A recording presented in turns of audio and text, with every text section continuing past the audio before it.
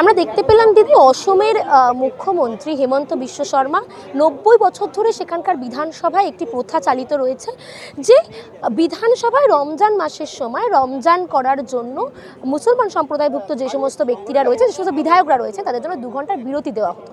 ৯০ বছর ধরে চলে আসছে এই প্রথা একেবারে বন্ধ করে দিলেন। গত শুক্রবার থেকে সেটা চালু হলো। কি বলবেন, সমর্থন করছেন? একেবারে কিন্তু বিজেপির সংখ্যাগরিষ্ঠে বিধানসভায় এই বিল পাস হয়েছে এবং সেটাকে বন্ধ করা হয়েছে। দেখুন, এটা একেবারেই সমর্থনযোগ্য নয়। কারণ হচ্ছে ভারত হচ্ছে এমন একটি রাষ্ট্র যেখানে সব সম্প্রদায়ের মানুষে, মুসলিম হোক, খ্রিস্টান হোক, হিন্দু হোক, সে যে সম্প্রদায় থেকেই বিলং করুক না কেন, সংবিধান তাকে অধিকার দিয়েছে তার যে ধর্মচারণ, সেই ধর্মচারণ করার যে অধিকার, সেইটা কিন্তু সংবিধান একদম স্পেসিফিক সংবিধানে লিখিত আছে।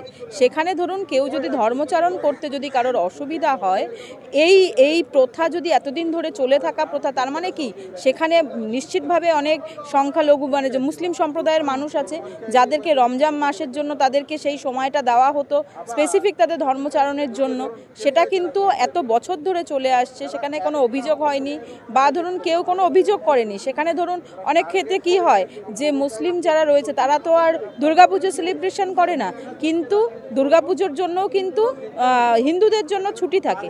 সেক্ষেত্রে কিন্তু হিন্দু, মুসলিম, খ্রিস্টান প্রত্যেকেরই ধর্মচারণের যে অধিকার সেটা বজায় থাকা উচিত এবং রাষ্ট্র, যে কোনো রাষ্ট্রের উচিত যে সেটাকে এনরিচ করা, সেখানে বাধা দান না করা। কিন্তু এক্ষেত্রে দেখা যাচ্ছে যে অসমের যে সংবিধানবদ্ধ বিধানসভা, সেখানেই কিন্তু বাধা দানের ব্যবস্থা শুরু হয়ে গেছে।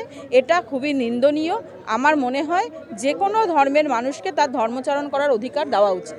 কিন্তু বারংবার আমরা এরকম প্রক্রিয়া দেখতে পাচ্ছি, বিজেপি একেবারে তেড়েফুঁড়ে লেগেছে। সেখানেও অসমেও আমরা দেখতে পেয়েছি যে বিজেপি একেবারে পূর্ণ সমর্থন জানাচ্ছে এবং বলছে যে কেন এরকম ব্যবস্থা থাকতো, এবং বারংবার একটা কথা বলা হচ্ছে যে ব্রিটিশ সাম্রাজ্যবাদের মতো মুসলমান সাম্রাজ্যবাদ চলছিল, সেই সাম্রাজ্যবাদকে বন্ধ করে দেওয়া হলো। কি বলবো?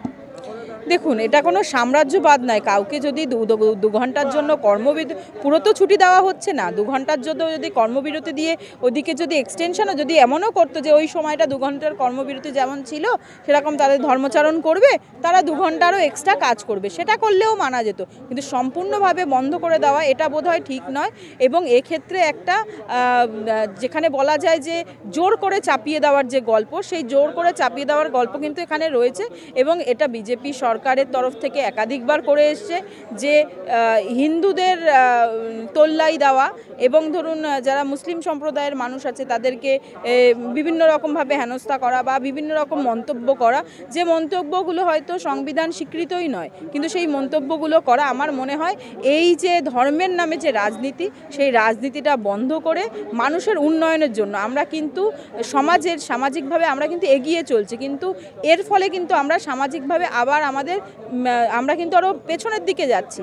যে আমরা কিন্তু দেখুন, এক সময় ছিল এই ধর্ম নিয়ে নিয়ে ছিল অনেক রকম প্রথা ছিল, সেই প্রথাগুলো কিন্তু আমাদের বিভিন্ন মনীষীরা এসে তারা কিন্তু এই প্রথাগুলো বন্ধ করিয়ে কিন্তু আমাদের উন্নয়নের দিকে নিয়ে গেছে। কিন্তু বর্তমানে আবার যে ট্রেন্ড এসছে সেখানে উন্নয়নকে বাদ দিয়ে আবার সেই প্রথাগুলো ফিরিয়ে আনারই একটা ব্যবস্থা চলছে, সেটা কিন্তু একেবারে নিন্দনীয়। এবং আমার মনে হয় আমাদের জনগণেরও এই বিষয়ে যথেষ্ট সচেতন হওয়া উচিত, তাদেরও এই বিষয়গুলোর প্রতিবাদ করা উচিত এবং মানুষ যাতে উন্নয়নের দিকে যায়, এই পেছন দিকে না যায়, তার জন্য যথোপযুক্ত ব্যবস্থা গ্রহণ করে। পাশাপাশি অন্ধ্রপ্রদেশের মুখ্যমন্ত্রী চন্দ্রবাবু নাইডু, তাকেও আমরা দেখলাম একটি পদক্ষেপ নিতে। তিনি পদক্ষেপ নিলেন যে রমজান মাসের জন্য যারা মুসলমান কর্মচারী রয়েছেন তাদেরকে ১ ঘন্টা আগে, কর্মের নির্দিষ্ট সময়ের ১ ঘন্টা আগে ছুটি দেওয়া হবে। কিন্তু বারংবার যে প্রশ্নটা এখানে উঠছে যে এর আগেও তেলেঙ্গানার কংগ্রেস সরকারের পক্ষ থেকে এরকম পদক্ষেপ নেওয়া হয়েছিল, সেই সময় বিজেপি কিন্তু একেবারে তার পূর্ণ বিরোধিতা করেছিল। কিন্তু এখন যখন অন্ধ্রপ্রদেশে এরকম একটি সিদ্ধান্ত নেওয়া হলো এবং যিনি সিদ্ধান্ত নিলেন তিনি বিজেপির নিজেরই জোট সঙ্গী, তখন কিন্তু বিজেপি চুপ। তাহলে কি সেখান থেকে বিজেপি কোনো একটা জায়গায় গিয়ে বিরোধিতা করতে পারছেন না বলে মুখ বন্ধ করে আছেন?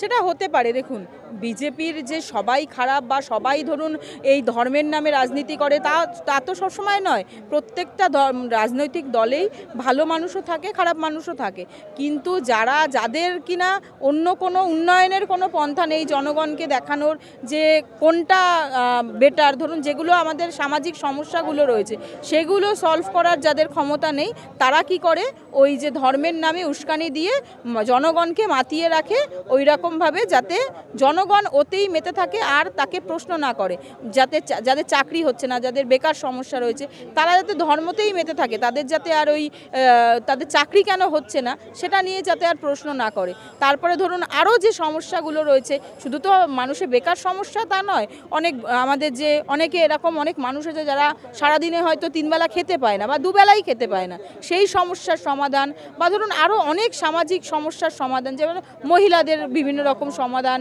যারা ধরুন শিশু রয়েছে দেখবেন প্রচুর শিশু দেখবেন পথে ঘুরে বেড়াচ্ছে, তাদের প্রপার শিক্ষা দেওয়া, কারণ আমাদের আরটিআই অ্যাক্ট অনুযায়ী বলা আছে যে 6 থেকে 14 বছরের বাচ্চা যারা আছে তাদেরকে কিন্তু এটা রাষ্ট্রের দায়িত্ব যে তাদের শিক্ষা প্রদান করা, কিন্তু তারা কিন্তু যারা ধরুন এই রাজনৈতিক দলের নেতা হয়েছে বা ধরুন যারা সরকার গঠন করেছে তারা কিন্তু সেই বিষয়ে পদক্ষেপ নেয় না।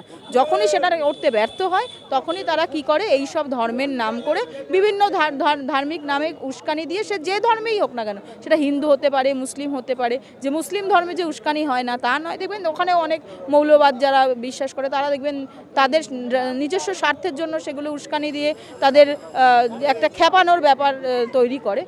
এই প্রথা চলে আসে। আমার মনে হয় এই বিষয়ে জনগণের আরও সচেতন হওয়া উচিত এবং রাজনৈতিক দলগুলো যারা রয়েছে তাদের আরও বেশি করে সচেতন হওয়া উচিত এবং এই সব পদক্ষেপ গ্রহণ থেকে বিরত থাকা উচিত। কিন্তু যেটা পদক্ষেপগুলো নেওয়া হচ্ছে এই রমজান মাস সংক্রান্ত, আমি আইনজীবী হিসেবে আপনাকে জিজ্ঞেস করছি যে আইনত এগুলো সমর্থনযোগ্য? দেখুন, আইনত সমর্থনযোগ্য কি যোগ্য নয় সেটা তো তার প্রত্যেকটা পরিপ্রেক্ষিতে দেখে তারপরে বিচার করতে হবে। আমি ওরকম স্টেট জ্যাকেট ফর্মুলায় বলে দিতে পারবো না এটা আইন বিরুদ্ধ বা আইন সমর্থনযোগ্য। সেখানে কার কি অসুবিধা হচ্ছে বা ধরুন তার সুবিধা হচ্ছে কিনা সেগুলো বিচার করে তবে বলা যাবে সেটা কনস্টিটিউশনকে ভায়োলেশন করছে কিনা।